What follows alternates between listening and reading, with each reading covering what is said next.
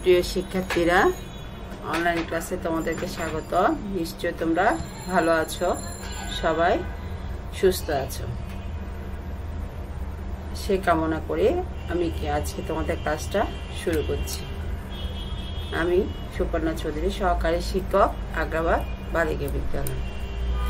আজকে আমি তোমাদের পঞ্চম শ্রেণীর হিন্দু ধর্ম ও নৈতিক শিক্ষা নিয়ে আলোচনা করব। আমি তোমাদের লাস্টের এক অধ্যায় আছে, সেটা এখন করছি না, আগামী ক্লাসে তোমাদের করে দেব। আজকে আমি তোমাদের প্রথম অধ্যায় থেকে আবার শুরু করছি। দেখো, প্রথম অধ্যায়ের নাম কি? আমাদের ঈশ্বর ও জীব সেবা। তাহলে ঈশ্বর ও জীব সেবা, ঈশ্বর বলতেও আমরা বুঝি এবং জীব সেবা বলতে আমরা সবাই বুঝি। চলো আমরা আজকে পাঠে ফিরে যাই। প্রথমে দেখো, তোমরা সবাই নিশ্চয়ই বই নিয়ে বসেছো, পাশে খাতা এবং কলম নিয়ে বসে যাও। ছোট সোনামণিরা, তোমরা সবাই একটু মনোযোগ দিয়ে পড়াগুলো শুনবে। যেহেতু তোমাদের স্কুলের পরীক্ষা হবে, তোমাদের এমনি সমাপনী পরীক্ষা না হোক, স্কুলের কিন্তু তোমাদের বার্ষিক পরীক্ষা অনুযায়ী একটা পরীক্ষা অবশ্যই কিছু নির্দেশনা এসেছে মনে হয় স্কুলে। বার্ষিক পরীক্ষাটা তোমাদের হবে, আর বার্ষিক পরীক্ষাটা হলে নিশ্চয়ই তোমাদের পুরো বই থেকে হবে। যেহেতু তোমরা সমাপনী পরীক্ষা দিতে প্রস্তুতি গ্রহণ করেছো, সেই হিসাবে তোমাদের কিন্তু কি বার্ষিক পরীক্ষাটা কি হবে, আর তোমাদের সম্পূর্ণ বইয়ের উপরে বার্ষিক পরীক্ষাটা নেওয়া হবে। চলো আমরা আজকের পাঠে ফিরে যাই। দেখো, ষষ্ঠারূপে ঈশ্বর, আমি এগুলোকে কি করেছি, ভাগ ভাগ করেছি এবং সেগুলোর উপর থেকে কিছু পয়েন্ট আকারে তোমাদেরকে দেওয়ার চেষ্টা করেছি। দেখো, ঈশ্বর কি? সর্বশক্তিমান। তিনি মানুষ, জীবজন্তু, সাগর, নদী, পাহাড়, বৃক্ষলতা, ফুল ফল, আকাশ বাতাস, চন্দ্র, সূর্য, গ্রহ, তারা সবকিছুই সৃষ্টি করেছে। ঈশ্বর স্রষ্টা, জীব ও জগৎ তার সৃষ্টি। তাহলে কি কি বলেছে দেখো এখানে, অর্থাৎ এক কথায় বলতে গেলে ঈশ্বর হচ্ছে সর্বশক্তিমান, অর্থাৎ তার কোনো প্রকারভেদ নেই। তিনি একজন এবং সর্বত্রই তিনি কি বিরাজমান।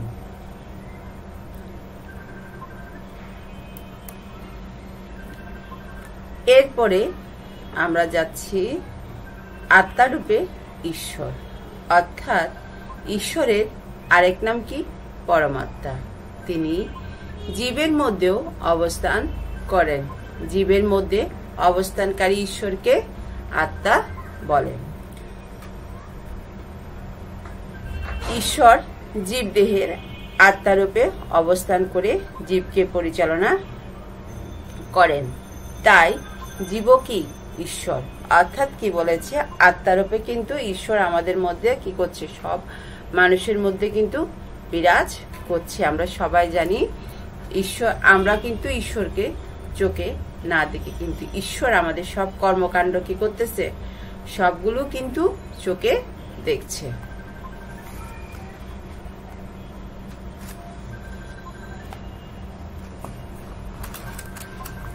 আমরা ঈশ্বরের সেবা করে তার প্রতি কৃতজ্ঞতা প্রকাশ করতে চাই।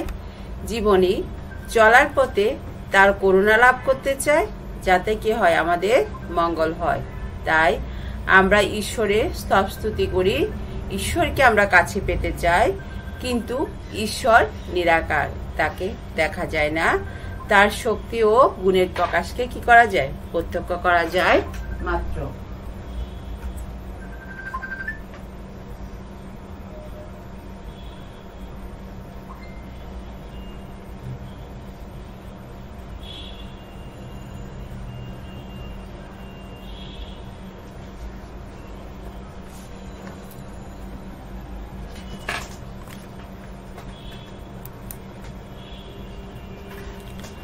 অর্থাৎ জীবের মধ্যে আত্মারূপে আমাদের মধ্যে ঈশ্বর কিভাবে রয়েছে একটু দেখো। নিশ্চয়ই আমার সাথে সাথে তোমরা কি করছো, বইটা পড়ার চেষ্টা করছো। দেখো বইটা আমি আজকে তোমাদের পাঠটা আলোচনা করছি এবং সামনের দিন নিশ্চয়ই তোমরা সেই পাঠে কি করবে, সুন্দর করে তা কি করবে, পড়ে ফেলবে। আর যেগুলো তোমাদের ইম্পর্টেন্ট মনে হচ্ছে সেগুলো তোমরা কি করবে, ছোট করে নোট আকারে লিখে ফেলবা। এখানে যেহেতু আমাদের শূন্যস্থান পূরণ আছে, বাম ডাম আছে, তারপরে কি এরপরে তোমাদের 2 নম্বরে শর্ট কোশ্চেন আছে, তারপরে তোমাদের কি এরপরে আরো আছে কি আমাদের প্রশ্নে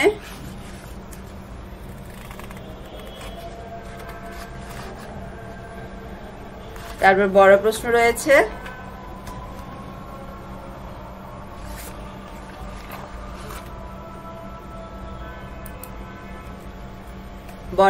রয়েছে, তারপরে এগুলো আমরা সবগুলো তোমাদেরকে ক্লাসে যে ক্লাসগুলো পেয়েছো তা তোমাদেরকে কি অনেকগুলো বুঝিয়ে দেওয়ার চেষ্টা করেছে এবং লিখিয়েছিও ক্লাসকে, যতটুকু আমাদের ক্লাস হয়েছে ততটুকু আমরা ক্লাসগুলো করেছি। আর কিছু ক্লাস করতে পারিনি, সেটা অনলাইন ক্লাসের মাধ্যমে তোমাদের করিয়ে দেওয়া হচ্ছে। সেজন্য তোমাদের বার্ষিক পরীক্ষার সিলেবাস আস্তে আস্তে শেষ হয়ে যাচ্ছে। দেখো আমরা সেদিকে আর যাচ্ছি না, জীব সেবার মধ্যে ঈশ্বর, অর্থাৎ জীব সেবা করলে আমরা ঈশ্বরকে কিভাবে লাভ করব। তবে দেখো কি বলেছে, আমরা আরেকভাবে ঈশ্বরের সেবা করতে পারি, তা হলো জীব সেবা। যেহেতু ঈশ্বর আত্মারূপে জীবের মধ্যে অবস্থান করেন, সুতরাং জীবের সেবা করলে তা ঈশ্বরের সেবা করা হয়। এভাবে জীব সেবার মধ্য দিয়েও ঈশ্বরের সেবা করা যায়। তাই তো বলা হয়েছে যত জীব তত্র শিব, অর্থাৎ যেখানে জীব রয়েছে সেখানে কি শিবেরও অবস্থান রয়েছে। যেখানে জীব সেখানে কি শিব। এখানে শিব মানে ঈশ্বর। এ প্রসঙ্গে স্বামী বিবেকানন্দ বলেছেন, বহুরূপে সম্মুখে তোমায় ছাড়ি কোথায় খুঁজিছ ঈশ্বর, জীবপ্রেম করে যেজন সেজন সেবেছি ঈশ্বর।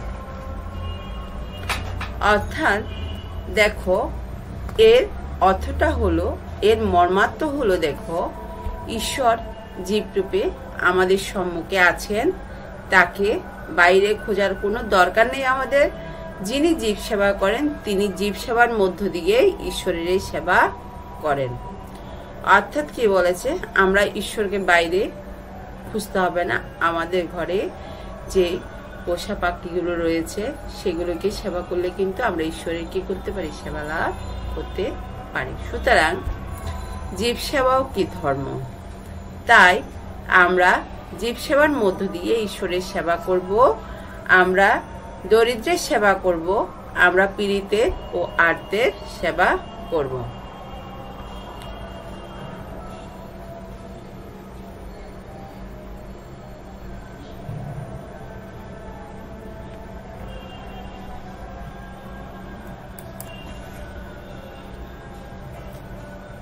আমি তোমাদেরকে কিছুক্ষণ আগে বলেছি স্বামী বিবেকানন্দের বাণীটা তোমরা নিশ্চয়ই শুনেছ এবং সেই অর্থটা ভালো করে বুঝেছ।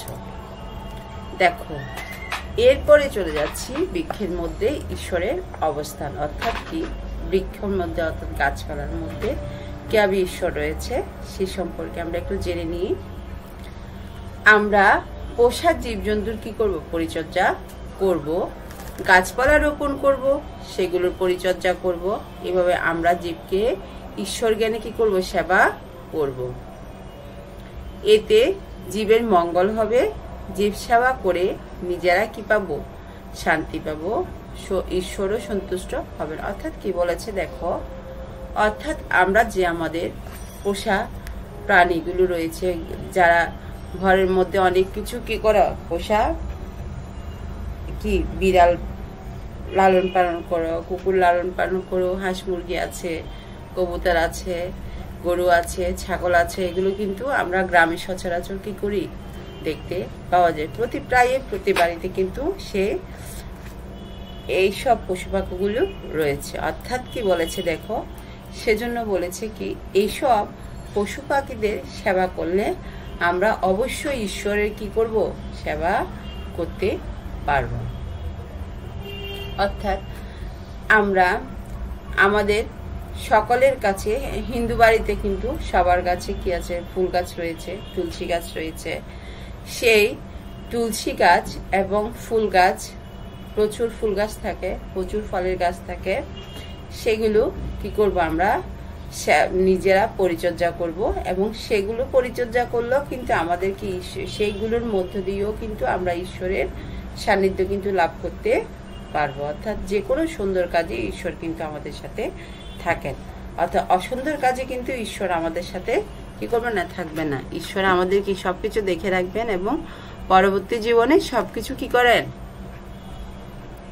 আমাদের। অর্থাৎ আমাদের যখন মৃত্যু হয় তখন আমাদের কি হয়, এই যে আমরা এতদিন এই পৃথিবীতে যতদিন পর্যন্ত আমাদের কি ছিল, শ্বাস প্রশ্বাস ছিল, আমরা এতদিন কি কাজ করেছি সব ঈশ্বরের খাতায় কিন্তু আস্তে আস্তে কিন্তু কি হয়ে যায়, আমাদের লেখা হয়ে যায়। যদি আমরা খারাপ কাজ করি সেগুলোর জন্য আমরা কঠোর শাস্তি ভোগ করি, আর ভালো কাজ করলে আমরা সেগুলোর জন্য কি করি, অবশ্যই পুণ্য লাভ করি। দেখো এখানে কি বলেছে, এখন ধর্মগ্রন্থ অর্থাৎ আমাদের ধর্মগ্রন্থ মহাভারত থেকে জীব সেবার একটি উপাখ্যান কি করতে বলছে তোমাদেরকে শোনাচ্ছি। দেখো, আমরা দরিদ্র ব্রাহ্মণের জীব সেবা, তোমাদের বইতে যেটা আছে সেটাই দেখো, দরিদ্র ব্রাহ্মণের জীব সেবা। কুরুক্ষেত্রে এই উপমহাদেশের একটি পবিত্র স্থান। কুরুক্ষেত্রকে ধর্মক্ষেত্র বলা হয়। দেখো কি বলেছে, আমাদের কিন্তু কুরুক্ষেত্র আমরা সবাই জানি একটা পবিত্র স্থান, এটাকে আবার কি বলা হয়েছে, ধর্মক্ষেত্র বলা হয়। সেই কুরুক্ষেত্রের একজন দরিদ্র ব্রাহ্মণ ছিলেন। স্ত্রী, এক ছেলে ও ছেলের বউকে নিয়ে তার ছোট সংসার। কিন্তু সংসার ছোট হলে কি হবে, সবাই নিশ্চয়ই গল্পটা পড়েছো এবং গল্পটা আমাদের খুব সুন্দর লাগে। তোদের পড়াতে পড়াতে আমি বলেছি, এই যে এই গল্পটা আছে এখান থেকে কিন্তু আমরা অনেক কিছু শিক্ষা লাভ করি। কোনোদিন কি বলেছে, তাদের খাওয়া জুটত, কোনোদিন আধপেটা থাকতে হতো। অর্থাৎ কি, তারা যখন খেত তাদের কিন্তু যে এই যে দরিদ্র ব্রাহ্মণ যেগুলো আনতে তাদের কিন্তু সবগুলো সংকুলান হতো না। সেজন্য কি করতো, তারা কখনো খেত আর কখনো খেত না, অর্ধেক খেত, আবার কখনো কি কোনোদিনে একেবারে না খেয়ে কি করতে হতো, থাকতে হতো। অর্থাৎ কোনোদিন তাদের একেবারে না খেয়েই থাকতে হতো। কারণ ব্রাহ্মণ ধর্ম সাধনা ও বিদ্যা চর্চায় কি করতে সময় কাটাতেন। অর্থাৎ ব্রাহ্মণের এদিক সেদিক কোনো দিকে খেয়াল ছিল না, সেজন্য কি করতো, সে নিজের ধর্ম সেবা করত এবং কি করত, বিদ্যা চর্চার সময় কাটাতেন। উৎসবৃত্তি করে খাওয়া সংগ্রহ করত। অর্থাৎ উৎসবৃত্তিটা দেখো, তোমরা পরবর্তীতে পড়ে নেবে। দেখো এখানে আছে, উৎসবৃত্তি করে খাবার সংগ্রহ করতেন। উৎসবৃত্তিটা দেখো হচ্ছে, জমির ধান কেটে নেওয়ার পর জমিতে যা 2-1 ছড়া পড়ে থাকে, অর্থাৎ তা কুড়িয়ে নিয়ে তা দিয়ে খিদে মেটানো। অর্থাৎ কি বলেছে দেখো, এই যে আমরা যখন আমাদের কৃষকরা ধান কেটে নেয় তখন যে জমি থেকে কিছু, তখন সে ধানের ছড়া থেকে কিন্তু কিছু ধান পড়ে যায়। ওই যে ছড়াগুলো করতো তা কিন্তু কুড়িয়ে নিয়ে ব্রাহ্মণ কি করতো, তাদের নানা রকম প্রসেস করে সে কি করত, তাদের খাবারটা জোগাড় করতো এবং তা দিয়ে তাদের খিদা মেটানোর ব্যবস্থা করত। একদিনের কথা দেখো, ব্রাহ্মণ কোনো খাবার জোটাতে পারছে না। অর্থাৎ কি বলেছে, একটা দিনের কথা ছিল, ব্রাহ্মণ কিন্তু খাবার জোটাতে পারছে না, খুব খিদে পেয়েছে। স্ত্রী, ছেলে ও ছেলের বউ না খেয়ে আছে। পরে অতি কষ্টে কিছু জব সংগ্রহ করতে পেরেছিলেন। ব্রাহ্মণ পত্নী সে জব দিয়ে কি করলো, ছাতু বানালেন। তারপর সে ছাতু 4 ভাগ করলেন, 4 জনে খাবেন। দেখো খুব কষ্ট করে ব্রাহ্মণ কি করেছে, অতি কষ্টে কিছু জব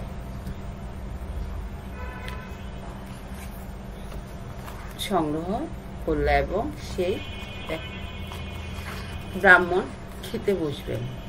এমন সময় সেখানে এলেন আরেক দরিদ্র ব্রাহ্মণ, অর্থাৎ যারা তখনই খেতে বসছে তখন কি করছে, আরেকটা দরিদ্র ব্রাহ্মণ আসলো। তিনি জানালেন, আমরা দুর্ভিক্ষে আক্রান্ত হয়েছি, অর্ধাহারে অনাহারে দিন কাটাচ্ছি, এখন আমি খুবই কি ক্ষুধার্ত। ব্রাহ্মণ অতিথি ব্রাহ্মণকে হাত মুখ ধোয়ার জন্য জল দিলেন, বসার আসন দিলেন, পানীয় জল দিলেন। ক্লান্তি দূর হলো অতিথির। তারপর ব্রাহ্মণ নিজের ভাগে ছাতু অতিথিকে পরিবেশন করলেন। অত অল্পতে পেট ভরে? দেখো সেই দরিদ্র ব্রাহ্মণ কি বলছে, অত অল্পতে কি তার পেট ভরে? ব্রাহ্মণ পত্নী কি করেছে, তার নিজের ভাগে ছাতুগুলো দিয়ে দিলেন। এভাবে অতিথি ব্রাহ্মণের খিদে মেটাতে ব্রাহ্মণের পুত্র তার ভাগে কি করলেন, ছাতু দিয়ে দিলেন, তবু খিদে মিটল না অতিথি ব্রাহ্মণের। দেখো সবার ছাতু অর্থাৎ 4 জনের ছাতুগুলো দেওয়ার পরে কিন্তু সেই ব্রাহ্মণের কিন্তু খিদে মেটেনি। তখন কি বলেছে দেখো, তবু খিদে মিটল না ওই যে অতিথি ব্রাহ্মণের। আর আছে জিজ্ঞেস করলেন তিনি, অর্থাৎ কি বলেছে দেখো, সেই ব্রাহ্মণটাই আবার বলেছে আরো কি আছে। তখন ব্রাহ্মণের পুত্রবধূর ভাগের ছাতু অতিথির পাতে পরিবেশন করা হলো। অর্থাৎ কি আরেকজন বাকি ছিল, 3 জন দিয়ে ফেলেছে, আরেকজন বাকি ছিল। তখন কি করেছে, সেই পুত্রবধূ ছাতুটা কি করেছে দেখো, পাতে পরিবেশন, অর্থাৎ সেই দরিদ্র ব্রাহ্মণের পুত্রবধূর ছাতুটাও কিন্তু ব্রাহ্মণকে দিয়ে দিল। এভাবে ব্রাহ্মণ তার স্ত্রী পুত্র আর পুত্রবধূ নিজেরাই ক্ষুধার্ত হয়েও জীব সেবার জন্য নিজেদের সামান্য খাদ্য দান করলেন। অতিথি ব্রাহ্মণ খুশি হয়ে উঠে দাঁড়ালেন, তোমাদের সেবায় আমি কি হয়েছি, সন্তুষ্ট হয়েছি, বললেন অতিথি ব্রাহ্মণ। সবাই তাকালেন তার দিকে। কোথায় ব্রাহ্মণ? এই যে স্বয়ং কি ধর্মদেব, তোমাদের পরীক্ষা করতে এসেছিলাম, বললেন কে? ধর্মদেব। অর্থাৎ কি সেটা দরিদ্র ব্রাহ্মণ বেশি কে এসেছিল, ধর্মদেব তাদের পরীক্ষা করার জন্য এসেছিল, কিন্তু তারা সেটা বুঝতে পারেনি। জীব সেবার এই আদর্শ আমরাও যেন মনপ্রাণে কি করছি, ধারণ করছি। অর্থাৎ তোমরা নিশ্চয়ই এই যে আমরা কিন্তু কম বেশি সবাই ঈশ্বরের সেবা করি।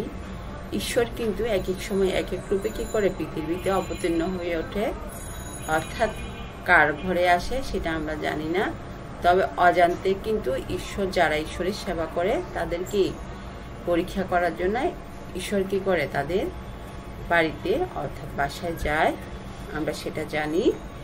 এবং নানা রকম কি ধরে, ভেষ ধরে, সেটা কার বাসায় কোন ভেষ ধরে যাচ্ছে আমরা কিন্তু সেটা বলতে পারছি না। দেখো তোমাদের পড়াটা শেষ হলো, তোমরা নিশ্চয়ই পড়াটা বুঝতে পেরেছো এবং সুন্দরভাবে পড়াটা বাড়িতে প্র্যাকটিস করে নিবে। আমি বলি বারবার, তোমরা এই যে ধর্ম বইটা গল্পের আকারে পড়বে, গল্পের আকারে পড়লে তোমাদের খুব সুন্দর মনে থাকবে এবং কি পড়েছো আর কোথায় কোন জিনিস আছে একটা ছোট, তোমরা যখন পড়বে, তোমাদের যখন মেয়েরা তোমরা নিশ্চয়ই একটু বড় হয়েছো, তোমরা এখন ক্লাস 1-এর বাচ্চা নয়, ক্লাস 5-এর বাচ্চা। এই যে ছোট যে জিনিসগুলো তোমাদের একটু চোখে পড়বে, অর্থাৎ মনে হচ্ছে আমার জন্য এটা খুবই ইম্পর্টেন্ট, তখন তোমরা কি করবে, সাথে সাথে একটা পেন্সিল দিয়ে ছোট করে ওই লাইনে একটা দাগ টেনে দেবে। ঠিক আছে, সবাই এখন বাড়ির কাজটা লিখে নাও। সন্তুষ্টিতে স্রষ্টার আনন্দ কেন, 5টি কারণ উল্লেখ করো। 2 জীব ও জগৎ কার সৃষ্টি?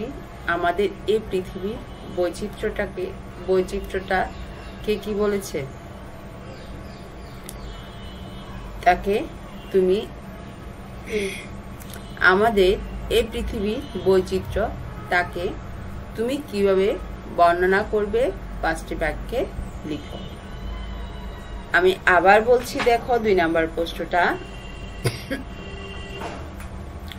জীব ও জগৎ কার সৃষ্টি? আমাদের এই পৃথিবীর বৈচিত্র্য তাকে তুমি কিভাবে বর্ণনা করবে? 5টি বাক্যে লিখো। সবাইকে আর কিছু বলবো না, তেমন নিশ্চয়ই তোমরা পড়াটা বুঝেছো এবং সুন্দরভাবে পড়াটা কি করেছো? আয়ত্ত করেছো। তোমাদেরকে সবাই তোমরা সুস্থ থাকো, সুন্দর থাকো, সেই কামনা করে আমি আমার ক্লাসটা শেষ করছি। সবাইকে আবারও ধন্যবাদ।